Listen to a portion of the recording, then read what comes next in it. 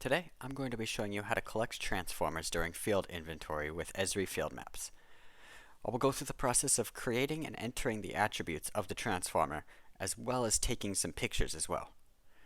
So, the first thing you're going to need to do is click on this blue plus sign in the bottom right of the screen, and scroll down until you find what you're looking for. Here we are, overhead transformer. Now, normally you'd want to make sure this is connected to the right spot, but since this is a test, I'm just going to drop it right here, and that works for me. Now, if we scroll down, we can go ahead and start entering its attributes. We can enter our circuit, our phase, and then we can do our station number. Make sure that this is the same as where it's installed, but since this is a test, I'm just going to give it tester. Then we can choose primary voltage, secondary voltage, configuration, select from a drop down, and then we can enter our nodes and transformer numbers here. Since this is a test, I'm just going to enter 1 and give it that. And then here we are. Now we can get to the point where we're taking pictures. First, I'm going to take a picture of just the basic transformer itself. Here's where we could get the ID number as well.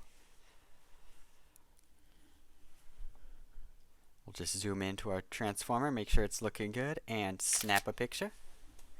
Then we make sure to click Use Photo on the bottom right of the screen. And there we go. We see it appears there.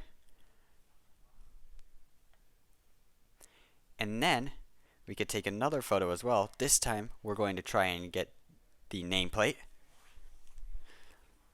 And there we are. We have a nice looking nameplate there. Everything's clear and easy to read.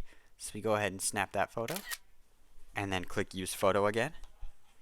We could change the names of the photo as well so that they match it. We could add it so like the transformer number and then NP for nameplate on the second picture, just so that it's a bit different than the rest and it doesn't get mixed up as well. And then once you're all ready, oh, and keep in mind you could do this with a second transformer, a third transformer, however many you have on your or installed as well. Makes it easy to do as many as you have. And then when you're all ready, go ahead and click Submit at the top right of the screen. And it'll save. And there we go. Now we have our overhead transformer installed, and if we go to Edit, we can look at our images again, and there we go. Makes it very easy to collect transformer data while we're on the go.